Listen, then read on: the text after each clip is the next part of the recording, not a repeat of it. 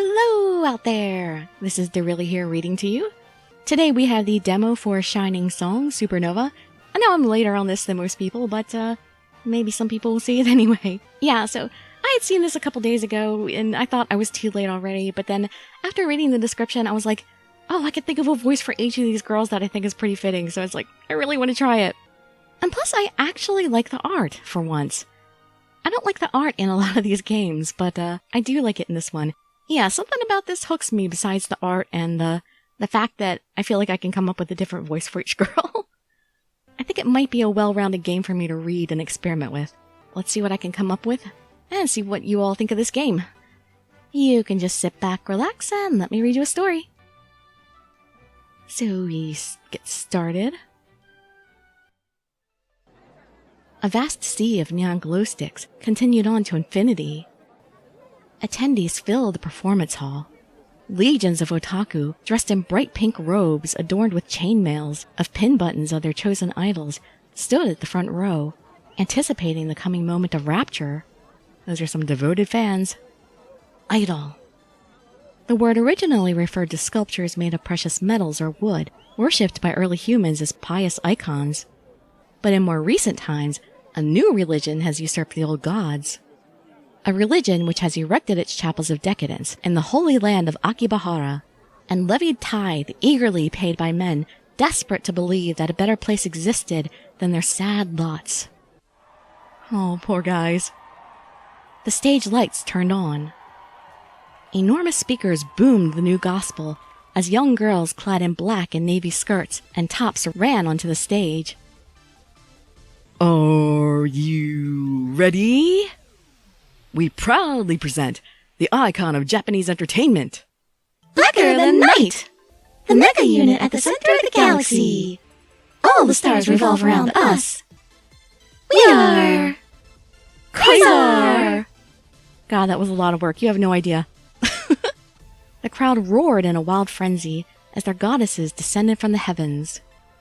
Grown men wept in shame, knowing that they had come down. They, without taint, had come down to cleanse this sinful, dirty, unworthy mess of humanity with their radiance. Cleanse us! All the otaku cry. The men raised their glow sticks on high, prepared to close their eyes eternal and rise skyward to salvation. Wow, can they dramatize this anymore? The era in which men prostrated themselves, not before calves of gold, but below the heels of girls singing shining songs had begun. What do you mean had begun? That's been happening for a long time. The woman shook her head at Quasar's New Year's Live, played on the television set above her. She downed the shot of cold sake. Cool. Woman, a term alien to these kind of stories. In most cases, one was a girl, or at least had the word young prefixed to the word woman. This might as well be me talking here. It might as well have been me who wrote this dialogue. Woman was a poor word for marketability, evoking the sort of plain Jane peach-colored underwear one would find on the discount rack at the supermarket. Maybe one time you accidentally walked in on your mom changing and glimpsed said underwear. In other words, completely unexciting. Girl, on the other hand, turned men's eyeballs.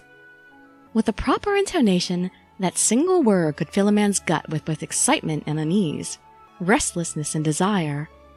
How skittish men turn upon that single word and all its suggestiveness. Everywhere the mythos of girl saturated the lives of men. She looked down from the billboards on top of buildings, spoke to them through speakers, teased them through letters in a magazine. Used to be a member of Quasar myself, before they sacked me. Tch, crap eaters, calling me old, but they don't know a thing about me. Goddamn hypocrites, pretending to be all pure and innocent, but I know what they're really like, and it ain't anything like what you see on TV. She went on drunkenly, mostly to herself. I can still do it. Just watch me, old man. I'm gonna do it. Maria pounded the bar, her head swaying. I'm gonna be in... You're being loud, woman.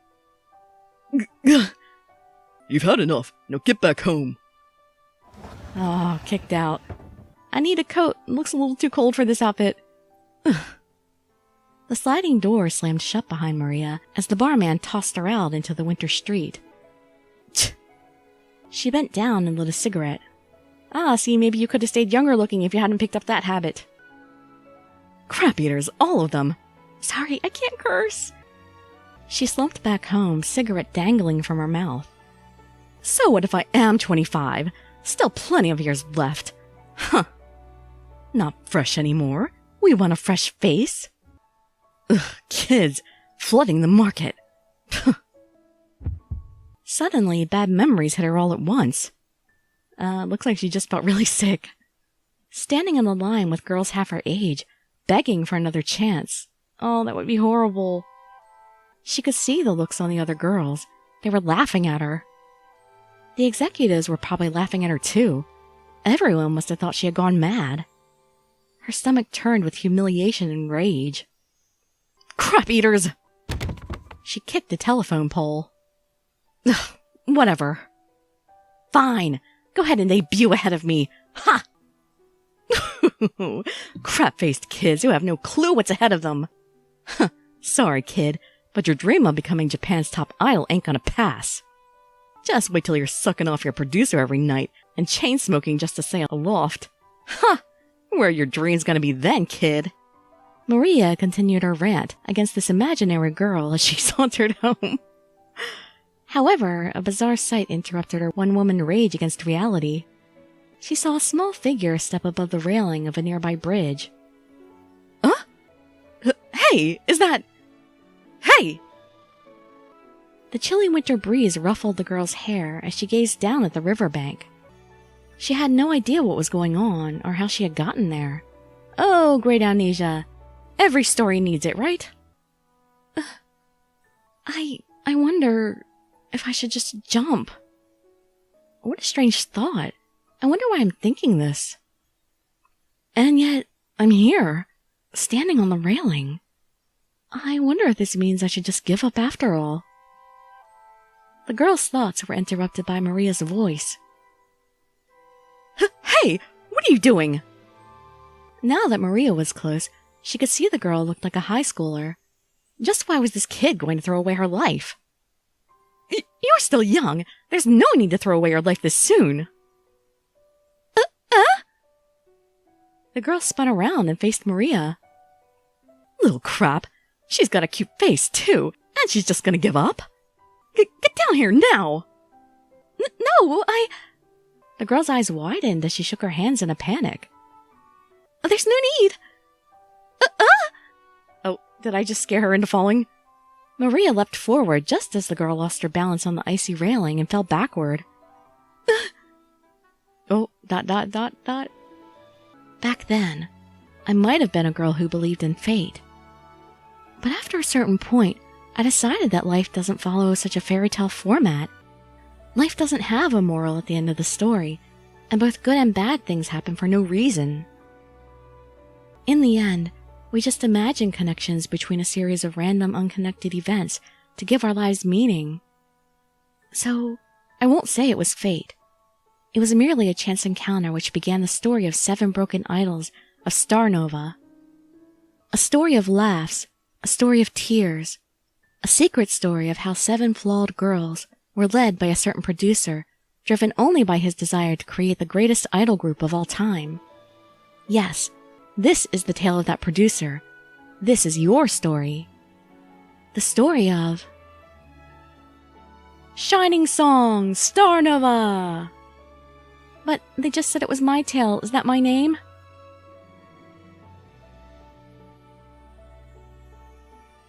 Chapter 1. Death is only a star's rebirth. Which we'll head into because that wasn't very much of a video.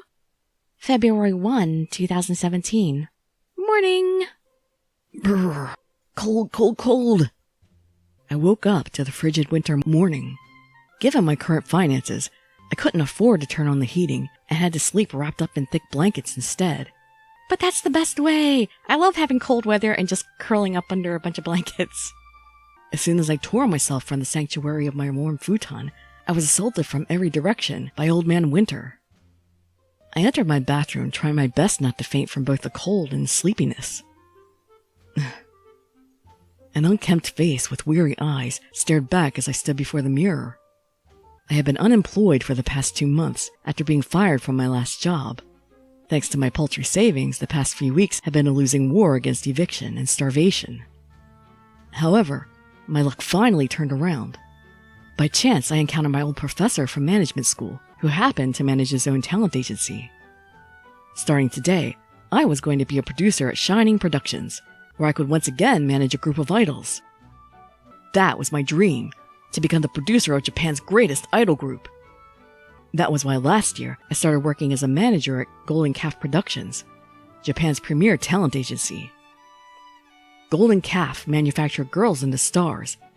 Today, the idols of Golden Calf regularly appeared on national television and consistently filled every concert with attendees.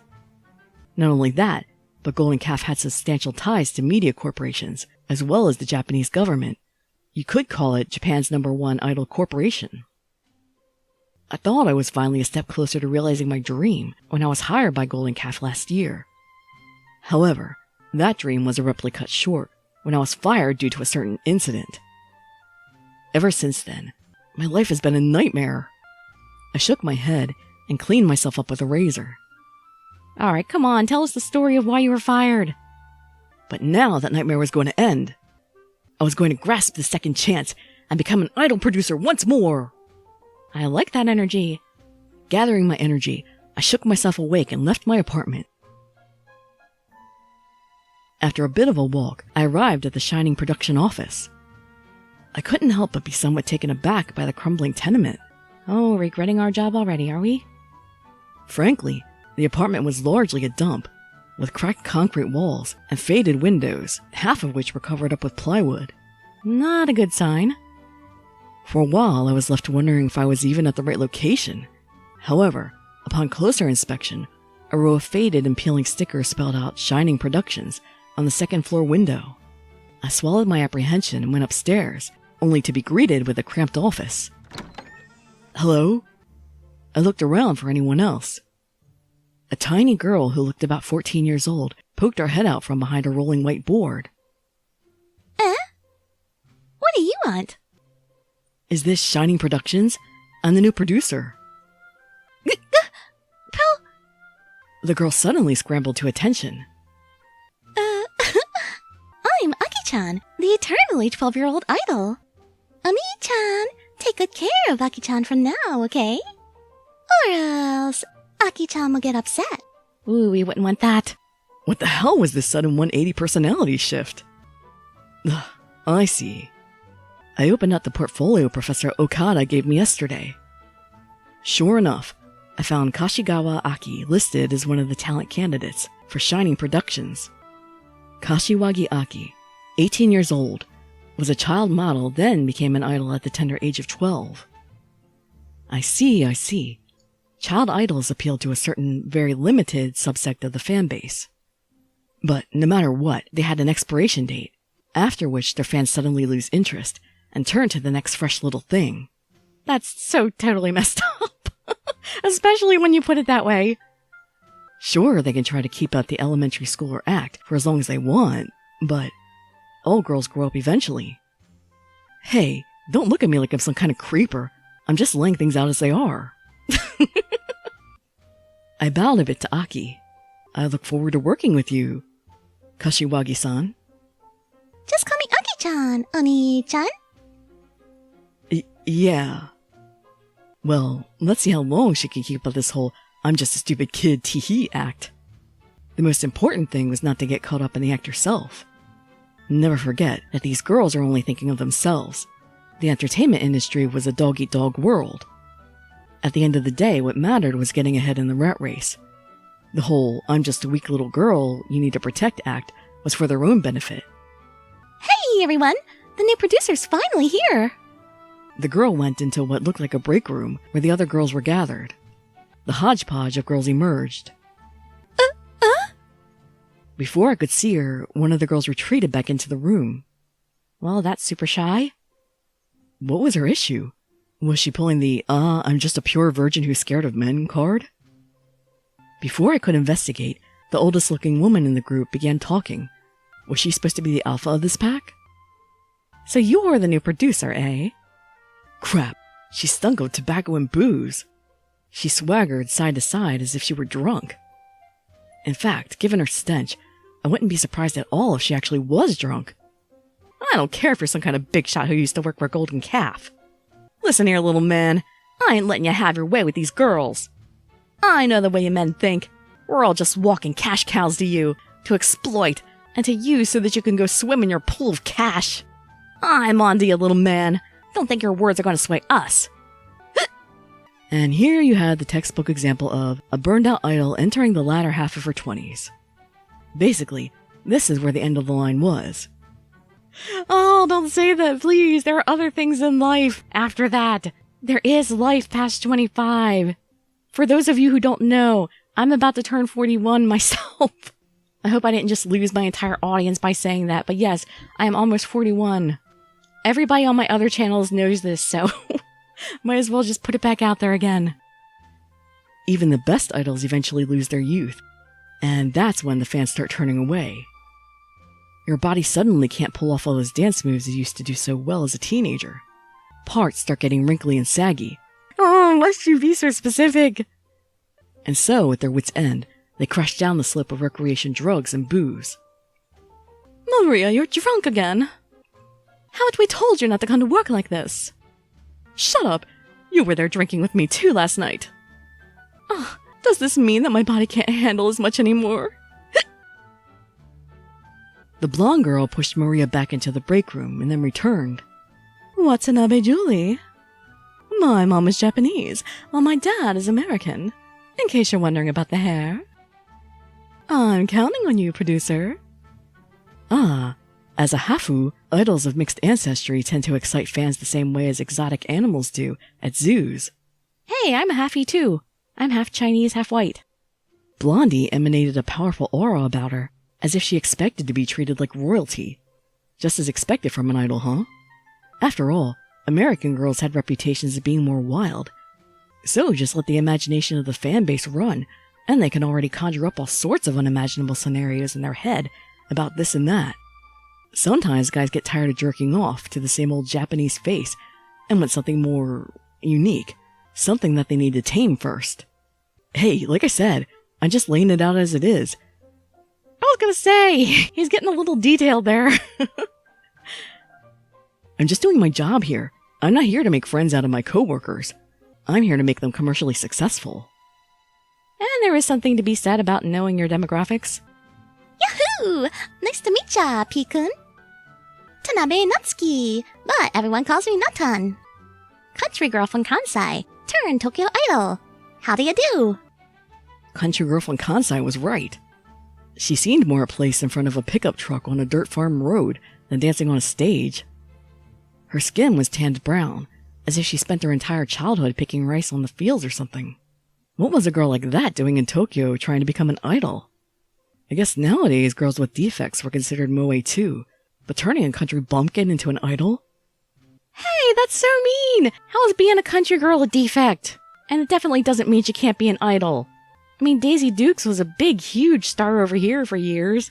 I mean, that was a long time ago, but still, it can be done. No matter how you spun this was going to be a hard sell. Not if there's a big group, because people like diversity in a group. I turned my attention to the two other girls. Ara, are you looking at me, Producer-kun? You can call me Namu Namu. My hobbies are knitting, cooking, and cleaning. People say I'm a little dense, but let's do our best, okay? What a stereotypical opening! In fact, she was pretty much the conventional image of an idol. Just a little airheaded, domestic submissive, and look at those melons dangling from her chest. What, you don't like melons? He totally sounded derogatory about that.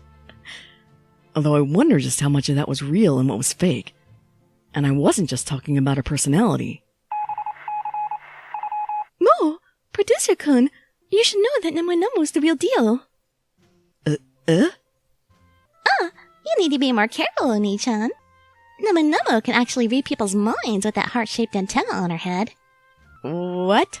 So we got some supernatural things going on in this story too, huh? Okay. Well, it seemed pretty far-fetched, It seemed like Nemu was actually pretty clever. I guess despite her airheaded appearance, Nemu was sharp at reading people's thoughts. That was a necessary skill for a successful idol in any matter. That only seemed to confirm that Nemu was sharper than she let on. Well, I don't mind if Producer-kun is interested in taking a gander. Just to see how much of Nemu is fake. Nemu exposed more of her cleavage in an absent-minded manner, as if stripping down in the middle of the office was a regular occurrence. Ahem. Despite being a healthy young man with an unavoidable interest in such matters, I had to remain above the games that these girls play. We'll be doing the physical examination later. Understood. That left one girl, aside for the one who hid from me. Foo-foo-foo. Crap. I already have an insanely bad feeling about her. This servant of the Dark Song beckons you, my new master. The trials of this one have been grave, filled with many hopeless battles, and in the end, I feared I had sustained a mortal wound. But I see that my brave Black Knight has arrived at the appointed hour to save this lowly one from her fate. Make haste, O Dark One, and taint this one with your black, so that I may rise yet again, not as a pitiful mortal, but as an undead. That's the impression I got of her from her description. This here is someone referred to as Chunibyo. Thanks to a certain late-night anime, acting like a full middle schooler has been all the rage with the Akiba folk lately. Is that real? Seriously? From light novels to eroge to anime, characters of this flock were propagating everywhere. It was only a matter of time until they seeped into the idol world as well. Wait, so people who act like Astrum from Period Cube are actually popping up all over Japan now? Oh, Dark One, why do you pause so? Is it that you desire to see this maiden suffer? Not feeling like playing along, I just looked at her information from my portfolio. 20 years of age, high school diploma, but everything else in her resume after that was a giant blank. No prior work experience in the idol industry. Hashimoto Mika-san, I presume. I look forward to working with you. The Dark One has acknowledged this one. You're welcome. Shut up, Chuni-chan. No one can even understand what you're saying. That seemed to put a stop to Mika's act. She pouted and looked away from Aki. So, the two of them didn't get along. I'll have to be careful. Well, that was everyone for now. Except for the girl that ran away. Hey, where's Sasa-chan? Aki peered into the break room and pulled her out. This girl. What kind of reaction is that? What's wrong? She was the one from that incident. The one that got me fired from Golden Calf. Ah, well that makes sense now. Story! No wonder she hit herself the instant she saw me. What was she doing here? Come to think of it, she most likely got fired after what happened too.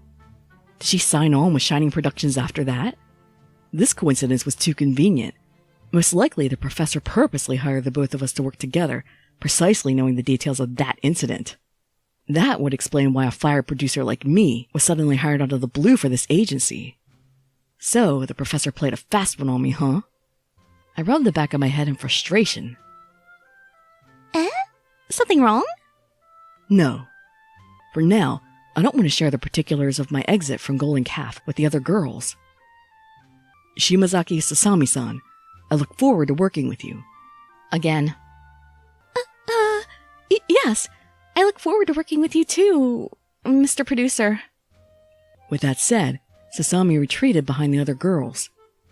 Sasa-chan, you're always too shy. You'll never become an idol with that kind of attitude. Okay, and that may be a little short, but I'm gonna stop it there. Yeah, I think I successfully pulled off finding definitive voices for each of these girls. Ooh, I may actually just buy this and read more of it then. Because this is a good number of girls, and like I said, they all have good individual personalities. It could be pretty easy for me to read, really. And fun. Let's not forget that. That's my primary reason for starting this channel, is to have fun doing girl voices finally. Well, I hope you enjoyed that, and I hope you're interested in this game, and I would love to see you in any of my other videos. If you ever heard of the game Calyrex Malice, I'll be starting that very soon on my main channel. plain old Darilli. Well, just Darilli. It's not called plain old Darilli, but just Darilli.